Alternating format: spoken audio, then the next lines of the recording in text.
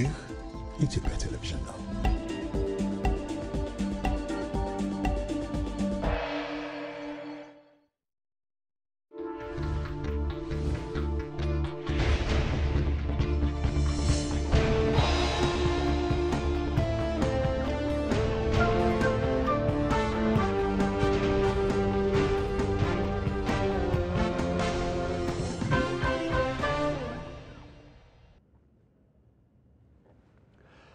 መጋቢት 2017 ዓመተ ምህረት ጠናስልኝ እንደምን አመሻችሁ። የኢትዮጵያ ቴሌቪዥን ነው። ኢቲቪ 57 ሶስተኛ ክፍል ላይ ደርሷል። የአጀንዳ ጉዳይም ይዘን መተናል። ዋና ዋናዎቹን ላስታውቃችሁ።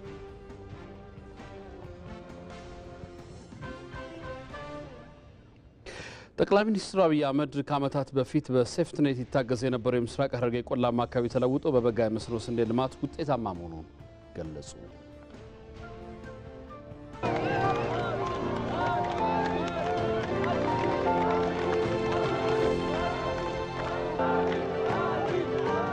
እዚህ አካባቢ ወደ 1.1 ሚሊዮን የሚጠጋ ህዝብ በሴፍቲኔት ይኖር ነበር። አሁን 74% ነፃ ወጥቷል። የቀረውን 26% በሚቀጥሉት ማክሲመም 2 ዓመታት ነፃ እናውጣ ብሎ እየሰሩ ነው ያሉት እና ከተረጂነት ወጥተን የእኛን ውሃ ተጠቅመን ራሳችን መመገብ የምንችልበት ጅማሮ ስራ በጣም ፍሬ እያፈራ ካለባቸው አካባቢዎች አንዱ ምስራቅ ሐረርጌ ነው። ኢትዮጵያ በአፍሪካ አህጉር ወሳኝ አጋር ሆና መስለቋን የአውሮፓ ህብረት አስታወቀ። I would like to underline that Ethiopia has been and continues to be one of EU's most important partners on the African continent. ኢትዮጵያ በአፍሪካ አህጉር ለአውሮፓ ህብረት እጅግ አስፈላጊ ከሆኑ አጋሮች መካከል አንዷ ሆና መቆየቷንና ቀጣይም ይህ እንደሚቀጥል ማስመር ፈልጋለሁ። ባለፉት 10 ዓመታት ኢትዮጵያ በድህነት ቅነሳ፣ በኢኮኖሚያዊ እድገትና በመሰረተ ልማት ግንባታ ላከናወነቻቸው ተግባራት እውቅና ሰጥተናል። በጾም ወራት የተለመዱትን የመረዳዳትና የመተሳሰብ እሴቶችን በመተግበር ማህበራዊ አንድነት ማጠናከር እንደሚገባ የአሶሳ ከተማ ነዋሪዎች ገለጹ።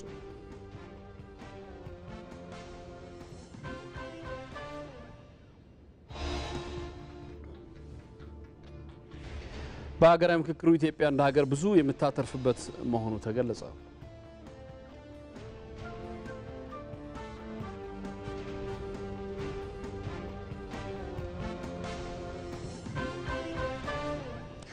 የዩክሬኑ ፕሬዝዳንት ዜሌንስኪ ወደ ሳውዲ አረቢያ አቀኑ።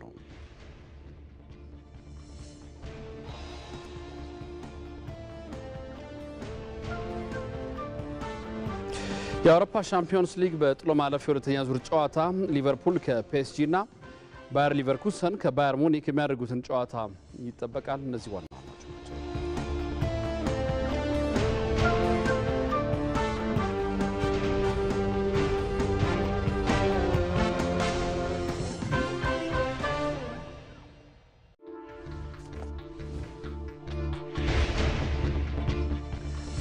እዚህ ሸጎሌ ከሚገኘው ኢቢሲ ዋና ስቱዲዮ አንተነህ ደግፌ ዜናውን እየመራው አብሬያችሁ ቆያለሁ። በተጨማሪም እንግዶችን ጋብዘናል። ከሀገራዊ ምክክር ኮሚሽን ጋር በተያያዘ ኦስትሪያ የሚገኙት ኢንስብሩክ ዩኒቨርሲቲ የዓለም አቀፍ ግንኙነትና ሶሻል ፖሊሲ መምህር ፕሮፌሰር በላቸው ገብረወልድ ከኦስትሪያ በቀጥታ መስመራችን ላይ ይገኛሉ። ፕሮፌሰር በጣም እናመሰግናለን። እንደዚሁም አቶ ጥበቡ ታደሰ የሀገራዊ ምክክር ኮሚሽን ቃል አቀባይም እንደዚህ በቀጥታ መስመራችን ላይ ይገኛሉ። ጅጅጋ የከናወነች ከሚገኘው የኮሪደር ልማት ጋር በተያያዘ ደግሞ ቴዎድሮስ ታደሰ ተጨማሪ መረጃ ሊሰጠን በቀጥታ መስመር ላይ ይጠብቀናል። አብራችሁን ትሆኑ ዘንድ አክብሮት ግብዣችን። ጠቅላይ ሚኒስትር አብይ አህመድ ከዓመታት በፊት በሴፍትኔት ይታገዝ የነበረው የምስራቅ ሐረርጌ ቆላማ አካባቢ ተለውጦ በበጋ የመስኖ ስንዴ ልማት ውጤታማ መሆኑን በማህበራዊ ትስስር ገጻቸው ላይ ገልጸዋል። ጠቅላይ ሚኒስትሩ መትጋት፣ መስራት፣ ማየት ከቻል ኢትዮጵያ ከመረዳት አልፋ ሌሎችን መርዳት ትችላለች ብለዋል። ይህንን ስራ አጠናክረን እንድንቀጥል አደራ ላለው ሲሉ ጥሪ አቅርበዋል። ጠቅላይ ሚኒስትር አብይ በምስራቅ ሐረርጌ ቆላማ አካባቢዎች የጎበኙትን እየለማ የሚገኝ የበጋ ስንዴ ልማትን በተንቀሳቃሽ ምስል ተከታትለን እንመለስ።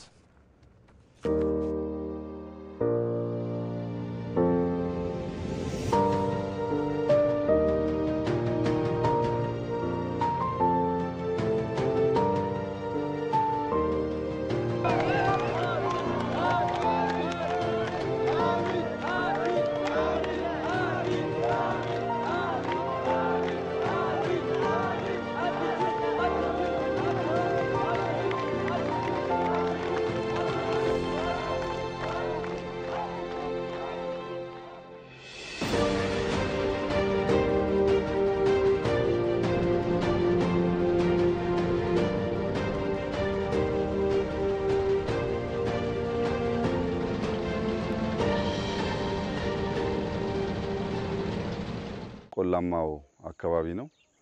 በዚህ ዓመት የበጋ ስንዴ 3.5 ሚሊዮን ሄክታር ታርሷል። ከዚህ የሚሰበሰበው ከ300 ሚሊዮን ኩንታል ያላነሰ እንደሚሆን ይጠበቃል።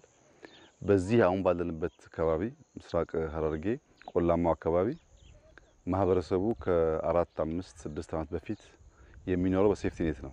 እርሻ አያቅም። ይሄ ቦታ ታርሶ አያቅም። እንደ በረሃ የሚወሰድ ቦታ ነው። ከዚያም ቀደም ብሎ በርካታ ግጭት የሚደረግበት ብዙ ሰው ያለቀበት አካባቢ ነው።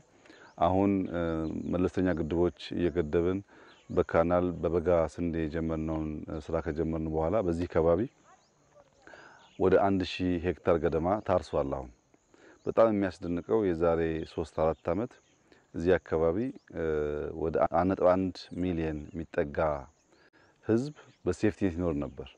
አሁን 74% ነፃ ወጥቷል።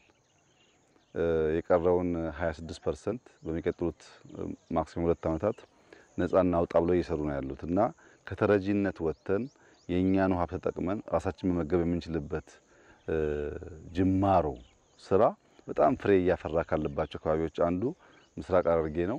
ዛሬ ያየነውም the whole value ታርሷል። ስንዴው ለአጨዳ ደርሷል። ይሄ በጣም ተስፋ ሰጪ ጅማሮ ነው። ይሄ የሚያሳየው በሀገር ደረጃ ሊታረሱ የሚችሉ ጎርጆች የተደበቁ ቦታዎች እንዳሉና እነዚያን ቦታዎች በተቻለ መጠን ውሃ አድርሰን ብናርስ በአመት 2-3 ማምረት የሚያስችል አቅም እንደምንፈጥር ያላየናቸው የተወናቸውን ቦታዎች ማስታወስ መሬት ጦም ማደር የለበትም ብለን አስበን የጀመርነው ስራ እያስገኘ ያለው ፍሬ በጣም ተስፋ ሰጪ ስለሆነ ሁሉም አካባቢ ከዚህ ተምሮ በዚሁ አግባብ አሲዳማ መሬቶችን በማከም የተረሱ ቦታዎችን መልሶ በመጠቀም ክረምት ከበጋ በማረስ በምግብ ሉዓላዊነት የማረጋገጥ ተግባራችን ተጠናክሮ እንዲቀጥል አደራ ማለት ፈልጋለሁ። ዛሬ በዚህ አካባቢ ያየሁት ስራ በጣም ተስፋ ሰጥቶኛል። ምክንያቱም ሰፈሩ እርሻ አያቅም፣ በተረጂነት የሚኖር ነበር። ራሱ አርሶ ራሱ መግቦ ከተረጂነት ነፃ ለመውጣት የሚደረገው ጥረት ትክክለኛ ነፃ የመሆን ነፃነትን የማወጅ ጉዞ ሂደት አካል አድርጌ ስለምወስደው ሁሉም የኢትዮጵያ ማህበረሰብ በቂ ቦታ አለን፣ በቂ ውሃ አለን። መትጋት መስራት ማየት ከቻል ኢትዮጵያ መርዳት የሚገባት ሀገር አይደለችም። ራሷን መገብ ትችላለች። ይህንን ስራ አጠናክረን እንቀጥል አደራ ማለት እፈልጋለሁ።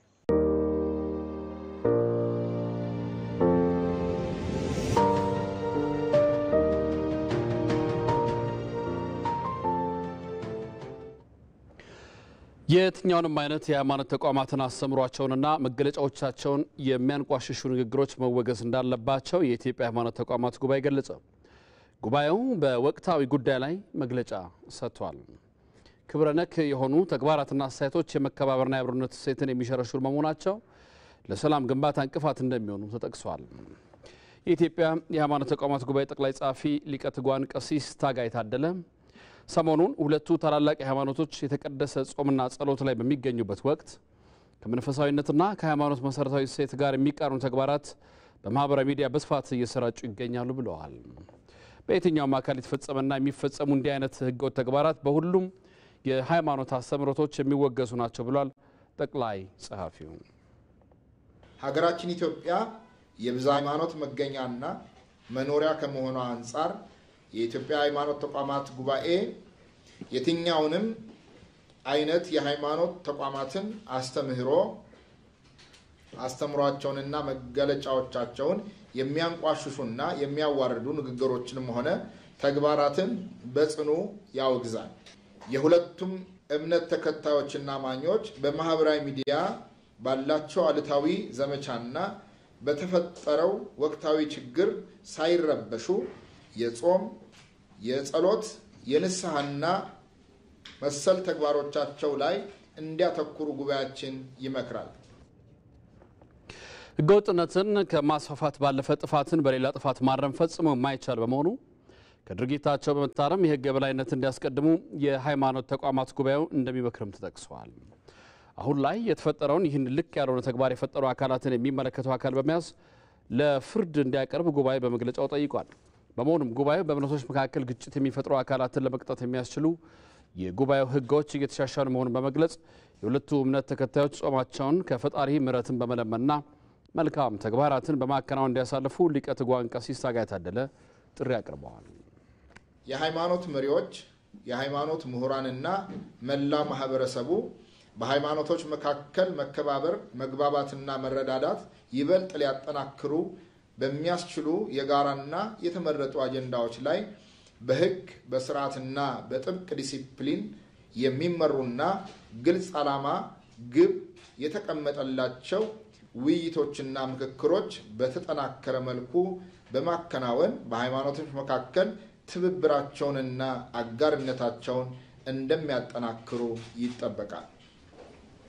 የህግ አስከባሪ አካሉም በአማኞች መካከል ያለውን ሰላምና መከባበር የሚያውኩ ህገወጥ ግለሰቦችን እና ቡድኖችን ከድርጊታቸው እንዲታረሙ በማድረግ ህግና ስርዓት የማስጠበቅ የተለመደ ህጋዊ ኃላፊነቱን እንዲወጣ ጉባኤያችን ጥሪ ያቀርባል። በጾም ወራት የተለመዱትን የመረዳዳትና የመተሳሰብ ሴቶችን በመተግበር ማህበራዊ አንድነትን ማጠናከር እንደሚገባ ከኢቲቪ ጋር ቆይታ ያደረጉ የአሶሳ ከተማ ነዋሪዎች ገለጹ። የታላቁ ረመዳንና የአብይ ጾም በተመሳሳይ ወቅት መያዛቸው ዘርፈ ብዙ አንድምታ አለው ሲሉ ነዋሪዎችም ገልጸዋል። ጀማል አህመድ ጭማሪ አለው። የቤንሻንጉል ጉሙዝ ክልል መዲና አሶሳ ከተማ ህብረ ብሔራዊና ብዝሃ ማንነትን በፍቅር የምታስተናግድ የብዙዎች መኖሪያ ናት። አሶሳ ከተማ ብዝሃ ሃይማኖትን የሚጋሩ ሃይማኖታዊ በዓላትን በአብሮነት ስሜት በጋራ የሚያሳልፉ ማህበራዊ አንድነታቸውን ጠብቀው የሚኖሩ ዜጎችን አቅፋ የያዘች የፍቅር ከተማ እንደሆነችም ይነገርላታል። አሁን የምንገኘው በአሶሳ ከተማ በአቶ ጀማል ኡመር መኖሪያ ቤት ነው። በጉርብትናቸው የሚታወቁት አቶ ጀማል ኡመርና መምህር ሙሉጌታ ለገሰ የተለያዩ የእምነት ተከታዮች ጋር በሰላም በፍቅር የመኖር ተምሳሌትን ያሳዩ ናቸው። የረመዳንና የአብይ ጾም በጋራ መግባቱ አንድነትን፣ ፍቅርን፣ መተሳሰብን ከማምጣት አንጻር የሚኖረው አንድምታ ምን ይመስላል? ማህበራዊ ግንኙነታቸው ምን ይመስላል? በየጠይቂያቸዋለሁ። የሚሰጡኝን ምላሽ አብረን እንከታተል። የበረከት ወር ነው። ጸሎት የምናደርግበት ወር ነው። ለድሃ የምንተሳሰብ በቃ አጠቃላይ ከሌ ሳይባል ዘካዎችና ፍጥራዎች ሁሉ ነገር የምናደርግበት የበረከት ወር ነው። የሰውን ሲያከብር የናሴ እምነት ይከበራል ነው። ስለዚህ ሌሎችን እምነታቸውን ያከበርን እኛን እንዲያከብሩ አድርገን በጋራ በመተሳሰብ በጋራ በባህልም ቢሆን በጋራ አብረን የኖርን ኦርቶዶክሶችን ጋር ቢሆኑ ማለት ነው። ከጀማል ጋር ከአብሮ አደግነን ከልጅነት ጀምሮ እስካሁን እስካለንበት ጊዜ ድረስ እሱ የሌላ እምነት ተከታይ ነን፣ የኦርቶዶክስ እምነት ተከታይ ነኝ። አንድ ቀንም ተለያይተን አናውቅም። የራሱን ሃይማኖት ያከብራል፣ የሰውንም ሃይማኖት በሚገባ ያከብራል እና ስለዚህ አሁን የክርስቲያን ጾም ሲፈታ አብረን ነው እንትን የምንለው፣ የሙስሊምም ሲፈታ በጋራ ላይ ነው አብረን ስንኖር የነበረው ነው። እነሱን እምነት ጠብቅ የላቸው የሚጠጡት የሚበላ ነገር ካለ እነሱን እምነት በማይነካ መልኩ አዘጋጅተንላቸው እኛም ደግሞ ወደ እነሱ ስንሄድ እኛን እምነት በማይነካ እያዘጋጁ ተፋቅር ተዋደን ነው እስከዛሬ ነው። እዚህ ልዩነት የለም። በሰው ሁሉም ሰው ተባብሮና ተጋግዞ ተሳስቦ የሚኖርበት ሀገር ናት አሶሳ። እኔ ቢያንስ አሶሳ እዚህ ከተማ ማለት ነው ከ40 ምናምን አመት በላይ ነው የኖርኩበት። ከልጅነት እስከ እውቀት እዚሁ ነው የነበርኩ ማለት እችላለሁ። ህብረቱ አለ፣ አንድነቱ አለ፣ ፍቅሩ አለ እና ሰው በፍቅር በአንድነት ተሳስቦ የሚኖርባት ክልል ናት ቤኒሻንጉል። በቅርቡ በሚያዙት በሁለቱም ታላላቅ የጾም ጊዜያቶች ሁሉም በጾምና በጸሎት ፊቱን ወደ ፈጣሪ እንዳዞር ጥሪ አቅርበዋል። ሁለቱ አንድ ላይ መምጣቱ በጣም ጥሩ ነው። ኦርቶዶክሶችም የራሳቸው እምነት አላቸው፣ ይጸልያሉ፣ ይጾማሉ። የኛም እንደዚሁ እንጾማለን፣ እንጸልያለን፣ ፈጣሪያችን ለምናለን። እዚህ ጊዜ ሰይጣን ራሱ ይጠፋል የሚል እንድናለኝ እኔ በዚህ አጋጣሚ ሁሉም ብለምን ሀገራችን ሰላም እንድትሆን ፍቅር፣ አንድነት፣ እድገት እንድደርሰን ቢያደርግ የተሻለ ነው የምለው። ታላቁ ረመዳንና የአብይ ጾም በሰላም ተጀምሮ በሰላም እንዲጠናቀቅ መልካም ምኞታቸውን ገልጸዋል። ለኢትዮጵያ ቴሌቪዥን ጀማል አህመድ ነኝ ከአሶሳ።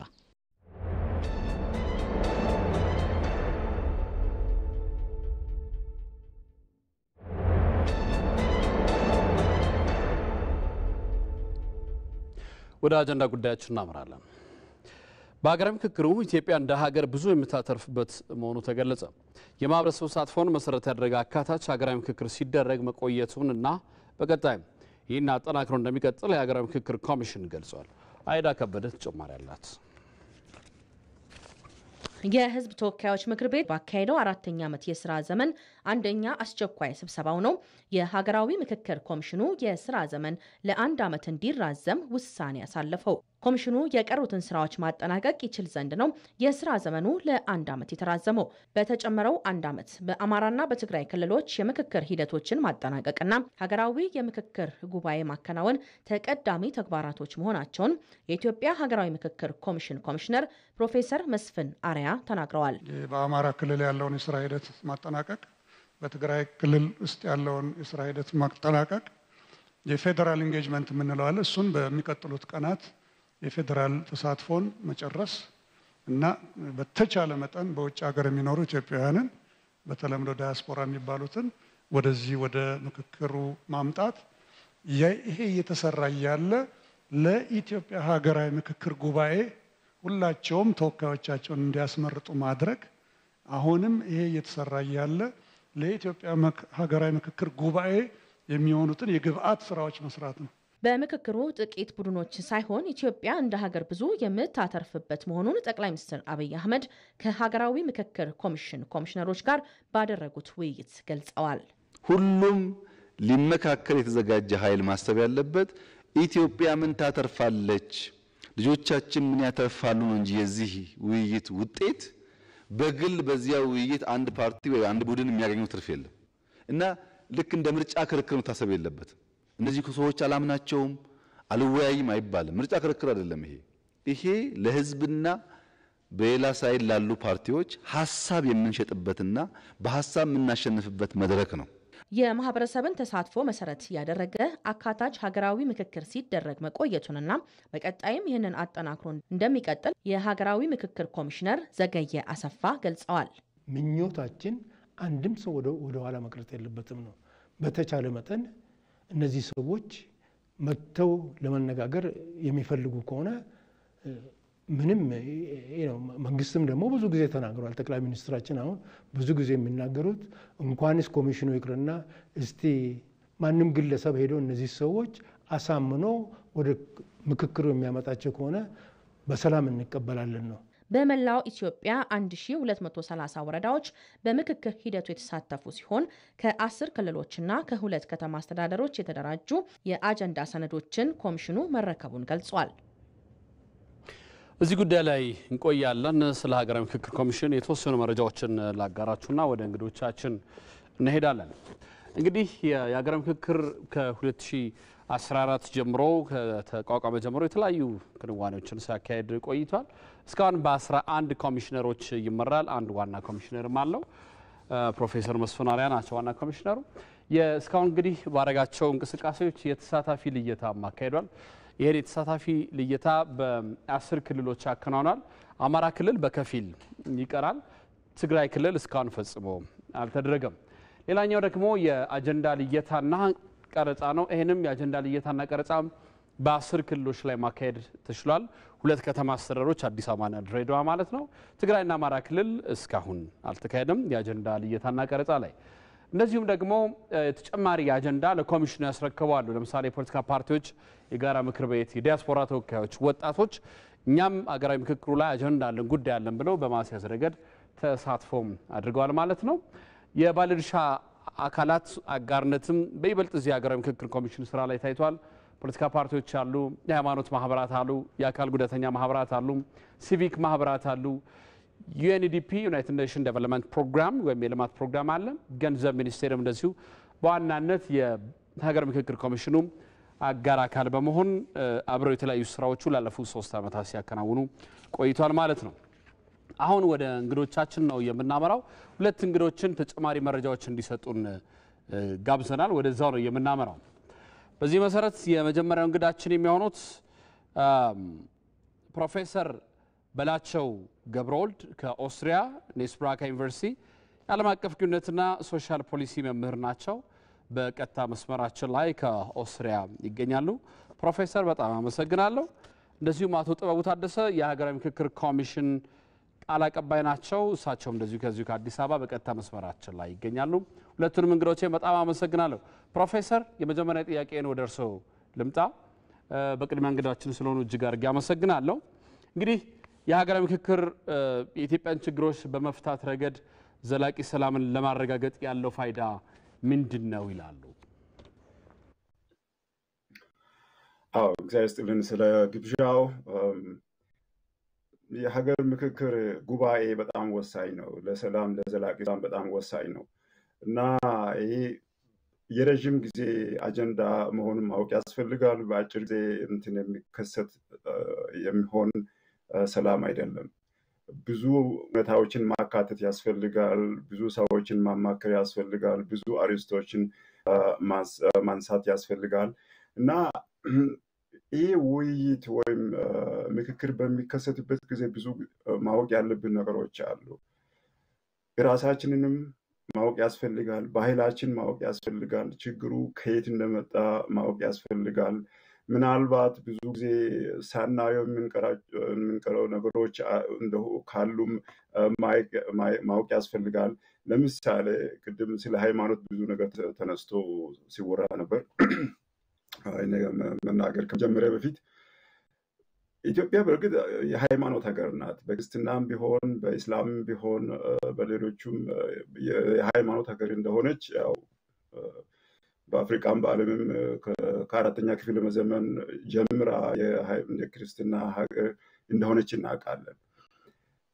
ብዙ ሰው ጸሎት ያደርጋል፣ ወደ ቤተ ክርስቲያን ይሄዳል። በየእሁዱም እንደው በጾም ጊዜ ብዙም ይጦማል፣ ወደ መስጊድ ይገባል፣ ጸሎት ይደረጋል። ምናልባት የኛ ስህተት በአንድ በኩል የኢትዮጵያ ማለት ስህተት ማለት የሚችል ከሆነ ሰላም ከሰማይ የሚወርድ ነገር አይደለም። ሰላም ዝም ብሎ በጸሎት ብቻ የሚመጣ ነገር አይደለም። ሰላም በጦምና በምናምን ብቻ የሚመጣ ነገር ሳይሆን ሰላም የሚፈጸመው ፍላጎት ሲኖር ነው። እግዚአብሔር ራሱ ለእኛ እውቀትና ነፃነት ሰጥቶናል። እውቀት ማለት ክፉን ከደጉ ለመለየት እና ደጉን ለመስራት፣ ነፃነት ደግሞ የሰላም ፍላጎት ካለን ሰላምን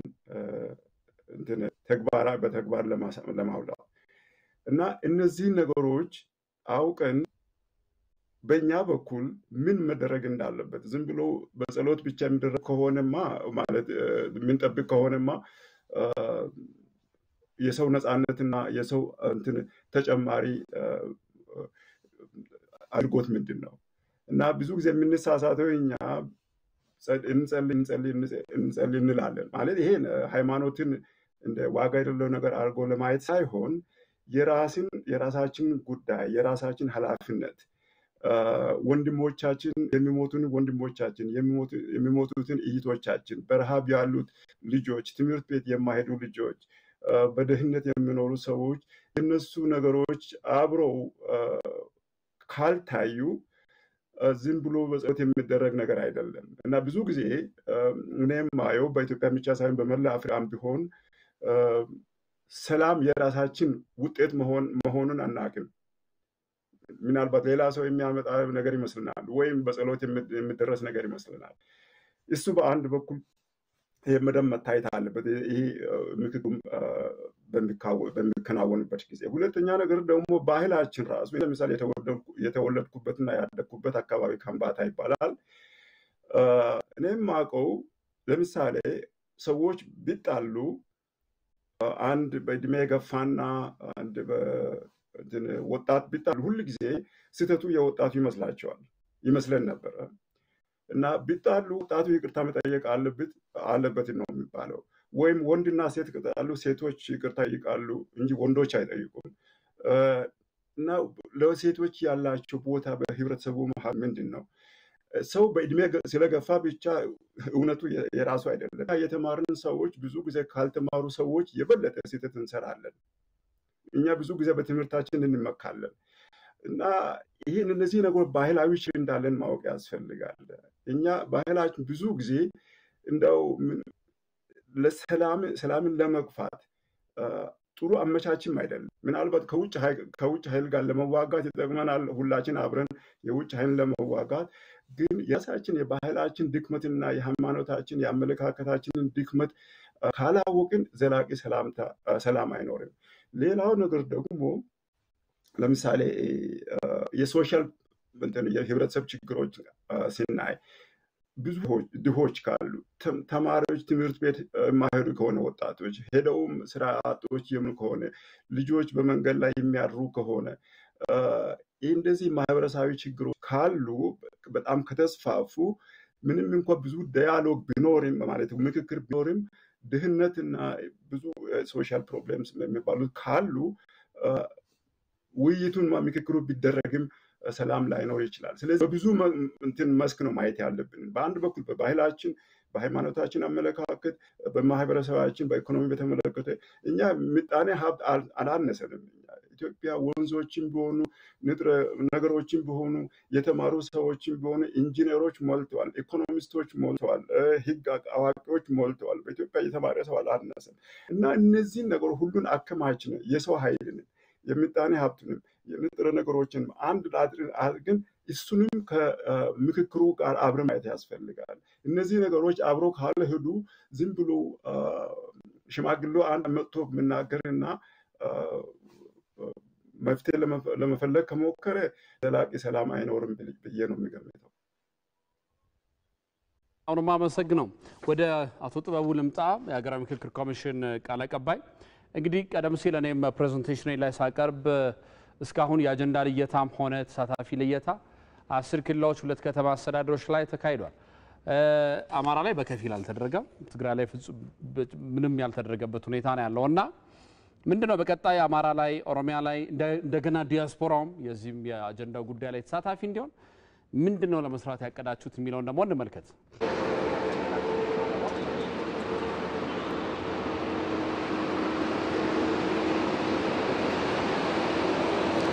በጣም አመሰግናለሁ። የኢትዮጵያ ሀገራዊ ምክክር ኮሚሽን እንደሚታወቀው በቅርቡ የህዝብ ተወካዮች ምክር ቤት የ365 ቀናት ተጨማሪ የስራ ጊዜ ሰጥቶታል። ስለዚህ ይህንን ቀናትን መሰረት በማድረግ ስራዎቹን በሳምንታትና በቀናት በመከፋፈል ለማከናወን ከፍተኛ ጥረት እያደረገ ነው ያለው። አሁን ላይ ትኩረት ሰጥቶ ከሚሰራቸው ጉዳዮች መካከል አንደኛው በአማራ ክልል የአጀንዳ ማሰባሰብ ሂደቱን ለማከናወን ስራዎችን መስራት ነው። ከዚህ አኳያ እንደሚታወቀው በክልሉ ከሚገኙ ከ267 አካባቢ ከሚሆኑ ወረዳዎችና ከተማ አስተዳደሮች 8 ያህሉ በተለያዩ ምክንያቶች ሲቀሩ ከሌሎቹ ማለት ከ259 ከሚሆኑት ወረዳዎችና ከተማ አስተዳደሮች ተሳታፊዎችን ለይቶ አጠናቋል። በአሁኑ ሰዓት ደግሞ በክልል ደረጃ የሚሳተፉ የተለያዩ ባለድርሻ አካላትን ወይም ደግሞ ተሳታፊዎችን የመለየቱንም ስራ እያከናወነ ነው። ይህም ማለት በክልሉ የሚንቀሳቀሱ እንደዚሁም በሀገር አቀፍ ደረጃ የሚንቀሳቀሱ የፖለቲካ ፓርቲዎችን፣ በክልሉ የሚገኙ ተጽዕኖ ፈጣሪና ታዋቂ ሰዎችን እንደዚሁም በክልሉ የሚገኙ የተለያዩ ተቋማትና ማህበራትን ጭምር እና ሌሎችንም በዚህ የሚሳተፉ የክልሉ መንግስትን ጨምሮ ማለት ነው እነሱን የሚሳተፉ ተወካዮቻቸውን የማደራጀቱ ስራ እየተጠቃለለ ነው ያለው።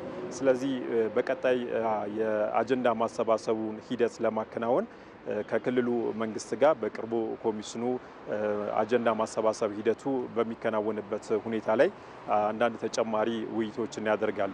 ምክንያቱም እንደሚታወቀው አማራ ክልል በህዝብ ስፋቱ ከኦሮሚያ ቀጥሎ ያለ ክልል እንደመሆኑ መጠን በሀገራዊ ምክክር ሂደቱም ከኦሮሚያ ክልል ቀጥሎ በጣም ትልቁ የአጀንዳ ማሰባሰብ ሂደት መድረክ ይሆናል ተብሎ ነው የሚጠበቀው። ከዚህም አኳያ የሚያስፈልጉ ስራዎችን ለማከናወን ቅድመ ዝግጅቶቹን እያጠቃለለ ነው የሚገኘው። ስለዚህ በቀጣይ ሁኔታዎች ተመቻችተው በክልሉ የአጀንዳ ማሰባሰብ ስራው ለማከናወን በኮሚሽኑ በኩል የመጨረሻ የቅድመ ዝግጅት ስራዎች እየተከናወኑ ነው የሚገኙት። ሌላው ትኩረት ተሰጥቶ የሚሰራው የትግራይ ክልልን በተመለከተ ነው። እንደሚታወቀው በክልሉ ባሉ የተለያዩ ነባራዊ ሁኔታዎች ምክንያት ክልሉ በተሟላ ሁኔታ ኮሚሽኑ በትግራይ ክልል እንቅስቃሴ እያደረገ አይደለም። ስለዚህ ከሚመለከታቸው የክልሉን ጊዜያዊ አስተዳደር መንግስትን ጨምሮ ከሌሎች ባለድርሻ አካላት ጋር ውይይቶችን በማድረግ ኮሚሽኑ ልክ እንደ ሌሎች ክልሎች ሁሉ በትግራይ ክልልም የተሳታፊዎችን የሚለይበትን አጀንዳዎችን የሚያሰባስብበትን ሁኔታና ክልሉም እንደ ማንኛውም የኢትዮጵያ ክልል በሂደቱ ተሳታፊ የሚሆንበት መንገድን ለማመቻቸት ሰፊ ጥረቶችን እያደረገ ነው የሚገኘው። ሌላው ትኩረት ሰጥቶ እየሰራ ያለው ዲያስፖራ ማህበረሰቡም እንደሚታወቀው በሀገሩ ጉዳይ ላይ በተለያየ መንገድ ተሳትፎ የሚያደርግ ነው። የሀሳብ ልዩነቶችም አለመግባባቶችም የሚንጸባረቁበት የህብረተሰብ ክፍላችን እንደመሆኑ መጠን በምክክር ሂደቱ ላይ በተለያየ አግባብ የሚሳተፍበትን ሁኔታ ለማመቻቸት ስራዎች እየተሰሩ ነው የሚገኙት። ከዚህ አኳያ እንግዲህ አሁን ላይ የትኞቹ ክፍለ አህጉራትና ከተሞች ላይ ይህንን ምክክር ማድረግ ይቻላል፣ አጀንዳዎችን ማሰባሰብ ይቻላል የሚለውን ጉዳይ ከሚመለከታቸው የዲያስፖራ ኮሚኒቲ ማህበረሰብ እንደዚሁም ከሌሎች አካላት ጋር በመነጋገር የመለየት ስራዎች ተሰርተዋል። ስለዚህ በቀጣይ ቅድመ ዝግጅቶች ተደርገው ከዲያስፖራ ማህበረሰቡም አጀንዳ የማሰባሰብ ስራ ይከናወናል ማለት ነው። ይህም በቅርቡ እንዲካሄድ ለማድረግ የተለያዩ ስራዎች እየተሰሩ ነው ያሉት። ሌላው ከአጀንዳ ማሰባሰብ ስራ አኳያ የሚከናወነው በፌዴራል ደረጃ የሚከናወን የአጀንዳ ማሰባሰብ ሂደት ነው። ይህንንም በተመለከተ በፌዴራል ደረጃ የሚገኙ የተለያዩ ተቋማት፣ ሀገር አቀፍ የፖለቲካ ፓርቲዎች፣ ተጽዕኖ ፈጣሪና ታዋቂ ሰዎች፣ በርከት ያሉ ተቋማትና ማህበራት እንደዚሁም ሌሎች አካላት እንዳሉ ይታወቃልና እነዚህም አካላት በአጀንዳ ማሰባሰብ ሂደቱ የሚሳተፉበትን ሂደት ለማከናወን የቅድመ ዝግጅት ስራዎቹም እየተጠናቀቁ ነው የሚገኙት። በእነዚህ የአጀንዳ ማሰባሰብ ሂደት መድረኮች እንግዲህ ሌላው የሚከናወነው ስራ በሀገራዊ ምክክሩ ጉባኤ ላይ የሚሳተፉ ተወካዮችን ማስመረጥ ስለሚሆን ይህንንም ስራ ቅድም በጠቀስኳቸው አካባቢዎች ላይ ትኩረት ሰጥቶ የሚያከናውን ይሆናል ማለት ነው። አመሰግናለሁ። በጣም አመሰግናለሁ አቶ ጥበቡ ታደሰ የሀገራዊ ምክክር ኮሚሽን ቃል አቀባይ፣ እንደዚሁም ደግሞ ከኦስትሪያ ኢንስብራካ ዩኒቨርሲቲ የዓለም አቀፍ ግንኙነትና ሶሻል ፖሊሲ መምህር ፕሮፌሰር በላቸው ገብረወልድ በቀጥታ ተገኝታችሁ ለሰጣችሁን ማብራሪያና ሀሳብ እጅግ እናመሰግናለን። መልካም ጊዜ ይሁንላችሁ።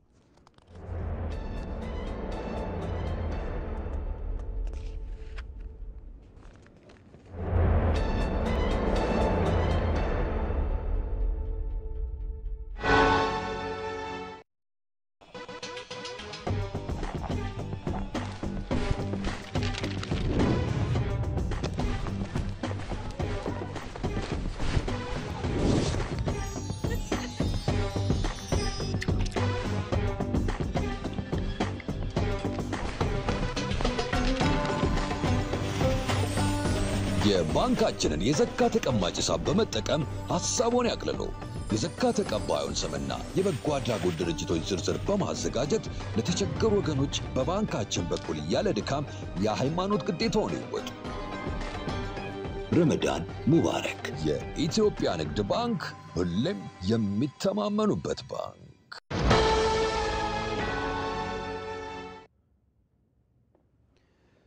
በጅግጅጋ ከተማ እየተከናወነ የሚገኘው የኮሪደር ልማት ስራ ከተማዋን የአካባቢ ማዕከል ለማድረግ እንደሚረዳ ተገለጸ።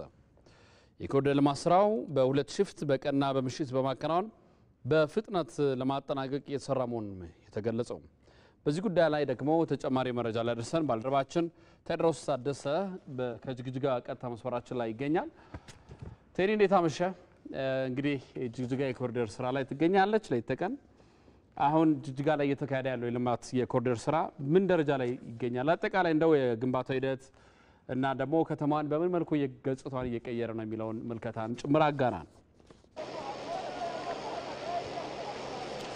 መልካም እንዴት አመሸህ አንተነህ? እንዴት አመሻችሁ ተመልካቾቻችን? እንግዲህ እንደሚታወቀው ከጥቂት ወራት በፊት ነበረ የጅግጅጋ የኮሪደር ልማት ስራ የተጀመረው ማለት ነው።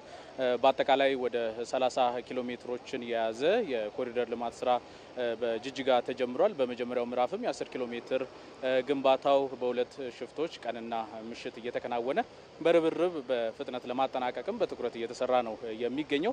በአጠቃላይ እንግዲህ የፕሮጀክቱ ግንባታ ወደ 70% አፈጻጸም ላይ የሚገኝ ሲሆን ተሽከርካሪ መንገዶች፣ የአስፋልት መንገድ፣ የአረንጓዴ ልማት ስራዎች እንዲሁም ደግሞ የብስክሌት መንገዶችንና የፓርክ እንዲሁም ለመዝናኛ የሚያገለግሉ ስፍራዎችን ያካተተ መሆኑም ተገልጿል ማለት ነው። በአጠቃላይ እንግዲህ የዚህ ግንባታ ሲጠናቀቅ ማለት ነው ከተማዋን ውብ ለኑሮ ተስማሚ ከማድረግ ባሻገር የአካባቢው ማዕከል በማድረግ ከሶማሌ ክልል በተጨማሪም በአጎራባች ክልል የሚገኙ ነዋሪዎች የጅግጅጋ ከተማን ለኑሮ ለመዝናናት የሚመርጧት እንዲሆን ያስችላል ነው የተባለው። በአጠቃላይ እንግዲህ በምክትል ርዕሰ መስተዳደር የሚመራ ልዑክ ይህንን የግንባታ ስራ በየ2 ቀኑ በመገምገምና ክትትል በማድረግ ግንባታው በፍጥነት እንዲጠናቀቅ የተለያዩ ጥረቶች እየተደረጉ ነው የሚገኙት። ይህንን አስመልክቶ ደግሞ የሶማሌ ክልል ምክትል ርዕሰ መስተዳደር ኢብራሂም ኡስማን ተጨማሪ ማብራሪያ ሊሰጡን እዚህ አጠገቤ ይገኛሉ። እጅግ አድርጌ አመሰግናለሁ ለጊዜዎት። እንግዲህ አጠቃላይ የጅጅጋ ኮሪደር ልማት ስራ ምንን ያካተተ ነው? በምን ያህል ጊዜ ሳጠናቆ ለአገልግሎት ክፍት ለማድረግ እየተሰራ ይገኛል? እሺ፣ አመሰግናለሁ። የጅጅጋን የምስራቁ የሀገራችን ክፍል የንግድ የኢንዱስትሪና የኢንቨስትመንት ማዕከል ለማድረግ ከለውጡ ማግስት ጀምሮ በጣም ብዙ ርብርብ ስራዎች እየተሰሩ ነው ያሉት። የዚህ ስራዎች አንዱ አካል የሆነው የኮሪደር ልማት ነው። ቅድም እንዳልከው በሁለት የተለያየ ክፍሎች የሚለማ አጠቃላይ 30 ኪሎ ሜትር የሆነ ዋና የሚባሉ መሰረተ ልማቶችን የያዘ ነው። አንደኛው የመንገድ መሰረተ ልማት ነው። በመጀመሪያው ፌዝ ላይ ቅድም እንዳልከው 10 ኪሎ ሜትር የሚሰፉ መንገዶች አሉ። ከዛ ውጪ በዚህ 10 ኪሎ ሜትር ብቻ ወደ 7 ሄክታር የሚደርስ የግሪነሪ የአረንጓዴ ስራ ይሰራል። የሳይክል ሌንም እንዲሁ በተመሳሳይ ይሰራል። የእግረኛ መንገድ ደረጃውን በጠበቀ መልኩ የሚሰራ ነው የሚሆነው። ከዚህ በፊት ከተማው ላይ የነበሩ በተለይ ለትራፊክ አስቸጋሪ ሲያደርጉ የነበሩ የትራፊክ ማኔጅመንት ስራም ስርዓቱ ተግባራዊ ይደረጋል። ወደ 14 ኪሎ ሜትር የሚጠጋ የዘመናዊ ካሜራ ሲስተም የሚገጠም ነው የሚሆነው። ከዛ ውጭ ጎን ለጎን መንገዱ ልክ ሊጠናቀቅ ሲል ለዚህ ብቻ የተዘጋጀ የትራፊክ ማኔጅመንት አጠቃላይ የትራንስፖርት ኢንተግሬትድ ትራንስፖርት ማኔጅመንት ሲስተምን ሮድ ማፕ አዘጋጅተን በዚህ መሰረት ለዚህ ብቻ የሰለጠኑ አካላቶች ወደ ስራ የሚገቡበት ሁኔታ ይኖራል። የትራፊክ ፍሰቱን የሚያቃልል ይሆናል። ይሄ ብቻ ሳይሆን በየጃንክሽኖቹ ወይም በየአንዳንድ ቦታዎቹ ላይ ለመኪና መቆሚያ ተዘጋጅቷል። በዚህ አሁን በጀመርነው ብቻ ከ3000 ሜትር ስኩዌር በላይ በአንድ ጊዜ 1000 መኪናዎችን ሊያስተናግድ የሚችል የመኪና ማቆሚያ ተዘጋጅቷል። በዚህ በ10 ኪሎ ሜትሩ በመጀመሪያው ምዕራፍ ላይ የተካተተ ነው የሚሆነው። በዋናነት ከዚህ ማየት የምንችለው ጅጅጋ ላይ ብቻ ነው አሁን የጀመርነው። ሌሎች የዞኖች ዋና ከተማዎች፣ የከተማ አስተዳደሮች ላይ በሚቀጥለው ፌዝ ላይ የምንገባ ይሆናል። ግን በመሰረታዊነት የስራ ባህሉ የተቀየረበት ነው። እኛ አካባቢ ታውቀዋለህ፣ ከዚህ በፊት ማታ የመስራት ባህሉ ብዙም አይደለም። ስለዚህ እስከ ማታ ሌሊት 6 ሰዓት እኩለ ሌሊት ማለት ነው ስራ የሚሰራበት፣ እንዲሁም ደግሞ የኢንፍራስትራክቸር ኢንቴግሬሽኑ በጣም የተሻለ ነው። አሁን ያለንበት የቆምንበት ብዙ ዩቲሊቲዎች የመብራትም፣ የውሃም፣ የኤሌክትሪክም፣ የካሜራውም አንድ ላይ ነው የገባው። ስለዚህ ከዚህ በፊት እንደዚህ አይነት የመሰረተ ልማት ቅንጅት አልነበረም። አንዱ ያሻሻል ነው ይሄ ያሳየን እና ትልቁ የተጠቀምነው እሱ ነው። ከዛ ውጪ የህዝቡ ተባባሪነት ነው። ከሁሉም አካባቢ ማለት ይቻላል አሁን ከዚህ ትንሽ ካሬማራ ሆስፒታልን አለፍ ብንል ሰው በራሱ ኮሪደር እኛ ጋር ይመጣል ብሎ አፍርሱ ሳንል አፍርሷል። ስለዚህ ይሄ ማለት ምን ያህል ለልማቱ ዝግጁ የሆነ ማህበረሰብ እየተፈጠረ መሆኑን፣ ከዛ ውጪ መንገድም ሲዘጋ እንግዲህ 24 ሰዓት ስለሆነ እንቅስቃሴው ያለው ትግስትም እንደገና ስራ አለ በማለትም የማህበረሰቡ ትግስት የተለየ ነበረ። ከዛ ውጪ የአመራር ሂደቱን በጣም የተሻለ ነው። በክልል ደረጃ የሚመራ ስትሪንግ ኮሚቴ አለ፣ ቴክኒካል ኮሚቴዎችም አሉ። እነሱ በየቀኑ በየ2 ቀኑ ይገመግማሉ። እኛ በየመረጃ እየተለዋወጥን ግን በሳምንት እንገመግማለን። እንግዲህ ከተጀመረ አጠቃላይ በጣም አጭር ጊዜ ነው የሆነው። ወደ 70% ነው አሁን አጠቃላይ ስራዎቹ። በሚቀጥለው 1 ወር ተኩል አካባቢ አጠቃላይ ስራዎቹ ወይ 1 ወር ከ20 አካባቢ አጠቃላይ ስራዎቹ ይጠናቀቃሉ ብለን ነው የምናስበው። እንግዲህ ሲጠናቀቅ ይሄን ከተማ ቅድም እንዳልነው ባላት ኮምፓራቲቭ አድቫንቴጅ በተለይ ለጎረቤት ሀገራቶች ቅርብ በመሆናችን ላለው አጠቃላይ ጂኦግራፊካሊ ኮምፓራቲቭ አድቫንቴጅ በጣም ሳቢ የሆነ ለኢንቨስትመንት ምቹ የሆነ እንዲሁም ደግሞ ከየትም ቦታ የስበት ማዕከል ሆና ከዚህ በፊት በተሻለ መልኩ ማደግ የምትችል እንደሆነ የሚያሳይ ነው። አጠቃላይ ክልሉን ስናይ የአርባናይዜሽን ሬታችን ከአጠቃላይ ሀገር አቀፍ ስታንዳርድ የተለየ ነው፣ ከፍ ያለ ነው። ወደ 7.4% ነው የአርባናይዜሽን ሬቱ። ስለዚህ ከተሜነት በጣም እየተስፋፋ ነው ማለት ነው። ሰው ይሄንን አገልግሎት ነው ታሳቢ አድርጎ እየመጣ ያለው። ስለዚህ ይሄንኑ አገልግሎት ወደ ሌሎች ቦታዎች ላይ የማስፋት ስራ እና ወደ ሌላ የዞን ከተማዎች የማስፋት ስራ በቀጣይ የምንሰራ ይሆናል ማለት ነው። እንግዲህ ተመልካቾቻችን እንደተገለጸው የጂጋ ከተማን ከኮሪደር ልማት ስራ ጎን ለጎን የስማርት ሲቲ ግንባታን በማከናወን ከተማዋን ለኑሮ ምቹና ተስማሚ ማድረግ ስራዎች እየተከናወኑ ነው የሚገኙት። ለጊዜው ያሉ መረጃዎች ይህንን ይመስላሉ። በጣም አመሰግናለሁ ቴድሮስ ታደሰ ከጅግጅጋ ላደረስከን መረጃ። መልካም ምሽት። በነገው የአዲስ ቀን የዜና መሰናዶ የሀገር ጉዳይ የውጭ ቀጥታ ኢንቨስትመንትን በተመለከተ በስፋት እንመለከታለን። የውጭ ቀጥታ ኢንቨስትመንትን እንደ ሀገር ያለንበት ሁኔታ ምን እንደሚመስልና በዘርፉ እየተሰሩ ያሉ ስራዎች ምን ያህል አጥጋቢ ናቸው ስንል በአዲስ ቀን የሀገር ጉዳይ እናነሳለን። የነገ የአዲስ ቀን የዜና መሰናዶ በተለይም በኢንቨስትመንት ዘርፉ ላይ ያጋጠሙ እክሎች እንዴት ታለፉ፣ በኢትዮጵያ የኢኮኖሚ ማሻሻያ ከተደረገ ወዲህ የውጭ ባለሀብቶች ምን ያህል ዘርፉን እየተቀላቀሉ መጡ ስንልም የኢትዮጵያ ኢንቨስትመንት ኮሚሽንን እንጠይቃለን። የውጭ ባለሀብቶች በዘርፉ ያሉ ማነቃቂያዎችና ምቹ ሁኔታዎች ለስራቸው ያበረከተላቸው አስተዋጽኦ ምንድነው ስንል ስቱዲዮ ጋብዘን ሐሳብ እንዲያጋሩን እንጠይቃቸዋለን። የምጣኔ ሀብት ባለሙያም የዘርፉን እንቅስቃሴና በቀጣይ መሰራት ስለሚገቡ ጉዳዮች ሙያዊ ማብራሪያ እንዲሰጡ የሀገር ጉዳይ ሐሳብ ያሰጥበታል። አዲስ ቀን የዜና መሰናዶ ይህንን የሀገር ጉዳይ ጨምሮ ሌሎች ጥንቅሮችን ይዞ ነገ ጧት ከ1 ሰዓት እስከ 3 ሰዓት ከነጻነት ፍቅሩና ከመቅደላዊ ደረጀ ጋር ይጠብቃችኋል። አዲስ ቀን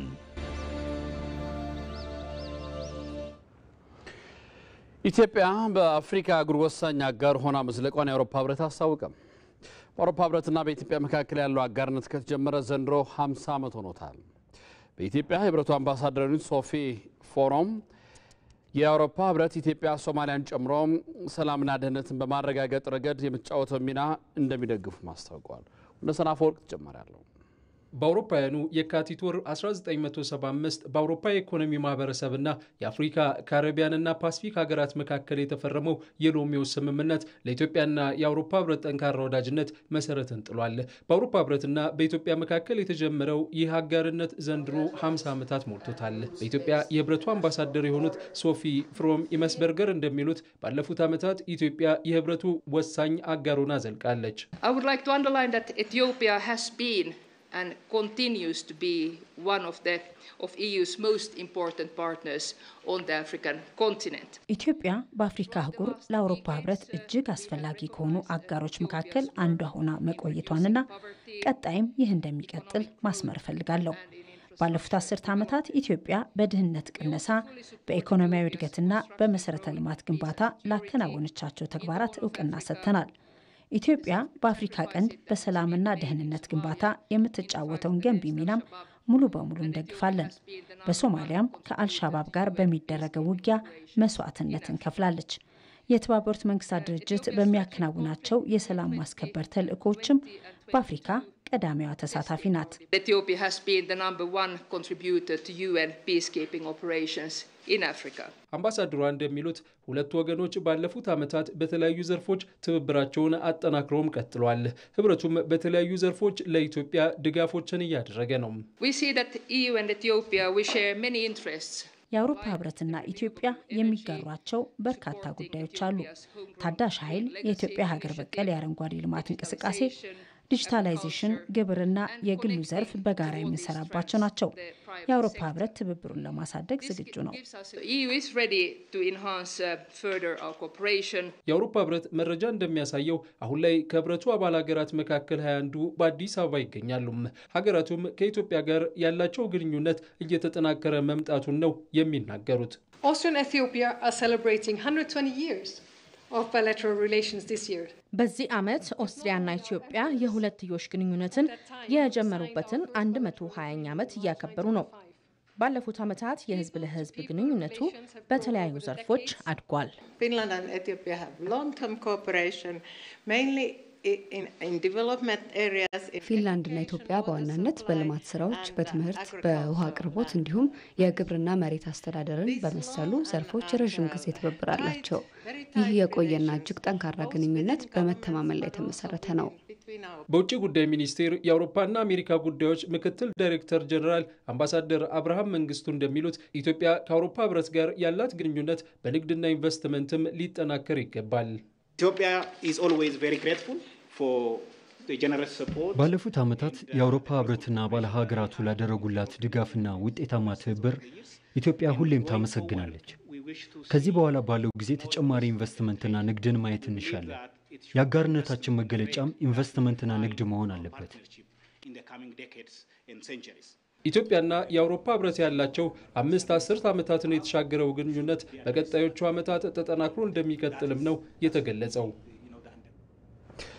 ኪንግ ሰልማን ሁማኒታሪያን ሪሊፍ ሴንተር አክሽን ፎር ዘ ኒዲ ኢን ኢትዮጵያ ከተሰኘ ግብረሰናይ ድርጅት ጋር በመሆን በኦሮሚያ ክልል ሰበታ ደለቲ ለሚገኙ 3000 አባሮች ድጋፍ አድርገ።